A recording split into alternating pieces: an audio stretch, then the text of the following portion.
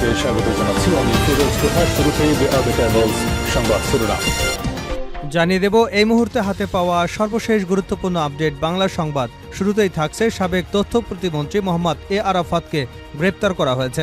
আজ মঙ্গলবার গুলশান এলাকা থেকে তাকে আটক করা হয়েছে বলে জানিয়েছে পুলিশের একটি সূত্র। মোহাম্মদ আলী আরাফাত দ্বাদশ জাতীয় সংসদ নির্বাচনে আওয়ামী লীগের প্রার্থী হিসেবে ঢাকা 17 আসনে জয়ী হন। পরে তিনি শেখ হাসিনার নতুন মন্ত্রিসভায় প্রতিমন্ত্রী হিসেবে শপথ গ্রহণ করেন। এবারে জানাবো মাইকে ঘোষণা দিয়ে দুগ্রামবাসীর সংঘর্ষ, আহত 5 শতাধিক। হবিগঞ্জের বাহুবলে পাওনা টাকাকে কেন্দ্র করে মসজিদের মাইকে ঘোষণা দিয়ে দুগ্রামের মানুষের মাঝে সংঘর্ষের ঘটনা ঘটেছে। 10 ঘণ্টাব্যাপী সংঘর্ষে মিরপুর বাজার রণক্ষেত্রে পরিণত হয়। এতে ধাওয়া পাল্টা ধাওয়ায় সাংবাদিক সহ কমপক্ষে 5 শতাধিক এলাকাবাসী আহত হয়েছেন। এ সময় বশির প্লাজার সামনে থাকা একটি মোটরসাইকেলও পুড়িয়ে দেন সংঘর্ষকারীরা। জানাবো আদালত চত্বরে ইনুকে ডিম ও জুতা নিক্ষেপ। রাজধানীর নিউ মার্কেটে দোকান কর্মচারী শাহজাহান আলীকে গুলি করে হত্যার অভিযোগে দায়ের হওয়া মামলায় জাতীয় সমাজতান্ত্রিক দলের সভাপতি হাসানুল হক ইনুকে আদালতে হাজির করা হয়েছে। এ সময় ইনুকে উদ্দেশ্য করে ঢাকার চিফ মেট্রোপলিটন ম্যাজিস্ট্রেট কোর্টের নিচে জুতা ও ডিম নিক্ষেপ করেছেন বিএনপিপন্থী আইনজীবীরা। একাধিক ডিম ইনু শরীরে লেগেছে। জানিয়ে দেব স্বৈরাচারের দোসররা প্রতিবিপ্লবের ষড়যন্ত্র করছে। বিএনপির সিনিয়র যুগ্ম মহাসচিব রুহুল কবির রিজভী বলেছেন, স্বৈরাচারের পতন হলেও স্বৈরাচারের পোকামাকড় বিভিন্ন প্রতিষ্ঠানে নানা ধরনের বিশৃঙ্খলার চেষ্টা করছে। নতুনভাবে আত্মপ্রকাশ এবং প্রতিবিপ্লব তৈরির চেষ্টা করছে ঘাপটি মেরে থাকা স্বৈরশাসকের দোসররা। তাদের বিষয়ে সবাইকে সতর্ক থাকতে হবে। এদিকে সাবেক ডিবি প্রধান হারুনের দেশত্যাগে নিষেধাজ্ঞা। ঢাকা মহানগর গোয়েন্দা পুলিশের সাবেক প্রধান মোহাম্মদ হারুনা রশিদ এবং তার স্ত্রী শিরিন আক্তারের বিদেশ গমনে নিষেধাজ্ঞা আরোপ করেছেন আদালত। মঙ্গলবার ঢাকা মহানগর সিনিয়র স্পেশাল জজ মোহাম্মদ আশামচুজ জগলুল হোসেনের আদালত দুদকের এক আবেদনের পরিপ্রেক্ষিতে আদেশ দেন। এবং সর্বশেষ জানাবো আন্তর্জাতিক সংবাদ। আল-আকসা প্রাঙ্গণে ইহুদি উপাসনালয় নির্মাণ করবে ইসরায়েলি মন্ত্রী। ইসরায়েলের ডানপন্থী জাতীয় নিরাপত্তা মন্ত্রী ইতামার বেন-গাভিরের মন্তব্য নিয়ে তোলপাড় শুরু হয়েছে। তিনি বলেছেন, পশ্চিম জেরুজালেমে পবিত্র আল-আকসা মসজিদ প্রাঙ্গণে সুযোগ পেলেই ইহুদি উপাসনালয় নির্মাণ করবেন তিনি। তার এমন বক্তব্যের পর মুসলিম দেশগুলো করা সমালোচনা করেছে। মঙ্গলবার কাতার ভিত্তিক সংবাদ মাধ্যম আল জাজিরার অনলাইন প্রতিবেদনে এ তথ্য জানানো হয়েছে। এতক্ষণ শিরোনাম শুনছিলেন, এবার বিস্তারিত। প্রিয় দর্শক, আপনি যদি এই চ্যানেলে নতুন হয়ে থাকেন, ভিডিওটি দেখতে দেখতে চ্যানেলটি সাবস্ক্রাইব করে আমাদের সঙ্গে থাকুন। আর এই ভিডিও সম্পর্কে আপনি আপনার মূল্যবান মতামতটি কমেন্ট বক্সে জানিয়ে দিন। আর হ্যাঁ প্রিয় দর্শক, জানিয়ে দিন ভিডিওটি কোথা থেকে দেখছেন। সাবেক তথ্য প্রতিমন্ত্রী আরাফাত আটক। সাবেক তথ্য প্রতিমন্ত্রী মোহাম্মদ এ আরাফাতকে আটক করা হয়েছে। আজ মঙ্গলবার তাকে গুলশান এলাকা থেকে আটক করা হয়েছে। পুলিশের একটি সূত্র গণমাধ্যমকে এ তথ্য জানিয়েছে। মোহাম্মদ আলী আরাফাত দ্বাদশ জাতীয় সংসদ নির্বাচনে আওয়ামী লীগের প্রার্থী হিসেবে ঢাকা 17 আসন থেকে জয়ী হন।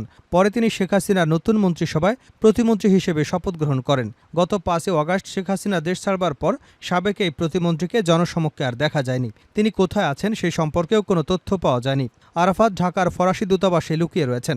গত 14 আগস্ট এমন তথ্য সামাজিক যোগাযোগ মাধ্যমে ছড়িয়ে পড়ে। পরে এ বিষয়ে ফ্রান্স দূতাবাস জানায়, সাবেক তথ্য প্রতিমন্ত্রী মোহাম্মদ এ আরাফাত ফরাসি দূতাবাসে লুকিয়ে আছেন। এটি সম্পূর্ণ মিথ্যা তথ্য। আরাফাত দীর্ঘদিন ধরে আওয়ামী লীগের একজন থিঙ্ক ট্যাঙ্ক হিসেবে কাজ করেছেন।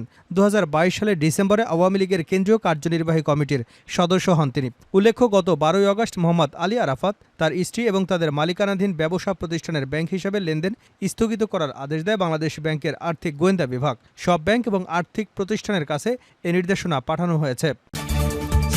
মাইকে ঘোষণা দিয়ে 2 গ্রামবাসীর সংঘর্ষ, আহত 5 শতাধিক। হবিগঞ্জের বাহুবলে পাওনা টাকাকে কেন্দ্র করে মসজিদের মাইকে ঘোষণা দিয়ে দুগ্রামের মানুষের মধ্যে সংঘর্ষের ঘটনা ঘটেছে।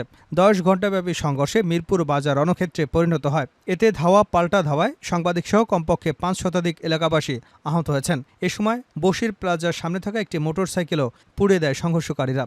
সোমবার রাত এবং মঙ্গলবার সকালে উপজেলার মিরপুর বাজারে ঘটে ঘটনা। পরে আহতদের উদ্ধার করে বাহুবল হবিগঞ্জ সদর আধুনিক মেডিকেল হাসপাতালে স্থায়ীভাবে চিকিৎসা দেওয়া হয়েছে। পরে আহতদের উদ্ধার করে বাহুবল এবং হবিগঞ্জ সদর আধুনিক হাসপাতাল সহ স্থানীয়ভাবে চিকিৎসা দেওয়া হয়েছে।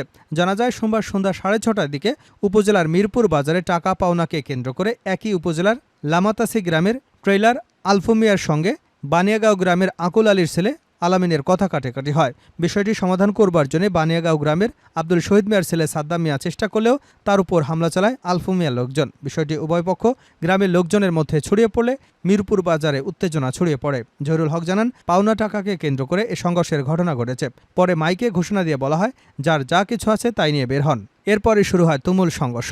সেই সংঘর্ষে শেষ খবর পাওয়া পর্যন্ত ৫ শতাধিক ব্যক্তি আহত হয়েছেন। সংঘর্ষের খবর পেয়ে চুনারঘাট উপজেলা পরিষদের সদ্য বিদায়ী উপজেলা চেয়ারম্যান লিয়াকত হাসান, হবিগঞ্জ জেলা বিএনপি, জামাত, স্থানীয় নেতারা লাল প্লাগ উড়ে সংঘর্ষকারীদের নিয়ন্ত্রণে আসেন। সংঘর্ষ শেষ হলে বিকাল ৪টার দিকে সেনাবাহিনী, পুলিশ ঘটনাস্থলে পৌঁছে যান চলাচল স্বাভাবিক করেন। আদালত চত্বরে ইনুকে জুতা ও ডিম নিক্ষেপ। রাজধানীর নিউ মার্কেটে দোকান কর্মচারী শাহজাহান আলীকে গুলি করে হত্যার অভিযোগে দায়ের হওয়া মামলায় জাতীয় সমাজতান্ত্রিক দলের সভাপতি হাসানুল হক ইনুকে আদালতে হাজির করা হয়। এ সময় ইনুকে উদ্দেশ্য করে ঢাকার চিফ মেট্রোপলিটন ম্যাজিস্ট্রেট কোর্টের নিচে জুতা ও ডিম নিক্ষেপ করেছেন বিএনপিপন্থী আইনজীবীরা। একাধিক ডিম ইনুর শরীরে লেগেছে। মঙ্গলবার বিকাল ৫টা ১০ মিনিটের দিকে সিএমএম কোর্টের নিচে ঘটনা ঘটে। এ সময় আইনজীবীরা ইনুর গায়ের চামড়া তুলে নেব আমরা, ফাঁসি ফাঁসি ফাঁসি চাই, ইনুর ফাঁসি চাই বলেও স্লোগান দিতে থাকেন। এর আগে বিকাল ৪টা ৫০ মিনিটে ঢাকা মহানগর গোয়েন্দা পুলিশের একটি দল ইনুকে সিএমএম কোর্টে নিয়ে আসে। নিরাপত্তার প্রয়োজনে তাকে বহনকারী গাড়ির সামনে পেছনে পুলিশের ৩টি প্রোটেকশন ছিল। আদালত সূত্রে জানা গেছে, ঢাকার মেট্রোপলিটন ম্যাজিস্ট্রেট আলী হায়দারের আদালতে এই রিমান্ড শুনানি অনুষ্ঠিত হয়। এর আগে সোমবার বিকেলে উত্তরার একটি বাসা থেকে ইনুকে গ্রেপ্তার করে ডিবির একটি টিম। স্বৈরাচারের দোসররা প্রতি বিপ্লবের ষড়যন্ত্র করছে রিজভী। বিএনপির সিনিয়র যুগ্ম মহাসচিব রুহুল কবির রিজভী বলেছেন, স্বৈরাচারের পতন হলেও স্বৈরাচারের পোকামাকড় বিভিন্ন প্রতিষ্ঠানে নানা ধরনের বিশৃঙ্খলা সৃষ্টির চেষ্টা করছে। নতুনভাবে আত্মপ্রকাশ এবং প্রতিবিপ্লব তৈরির চেষ্টা করে যাচ্ছে ঘাপটি মেরে থাকা স্বৈরশাসকের দোসররা। তাদের বিষয়ে সবাইকে সতর্ক থাকতে হবে। জাতীয় কবি কাজী নজরুল ইসলামের মৃত্যুবার্ষিকী উপলক্ষে মঙ্গলবার সকালে ঢাকা বিশ্ববিদ্যালয় সংলগ্ন জাতীয় কবির মাজারে শ্রদ্ধা নিবেদন শেষে তিনি এসব কথা বলেন।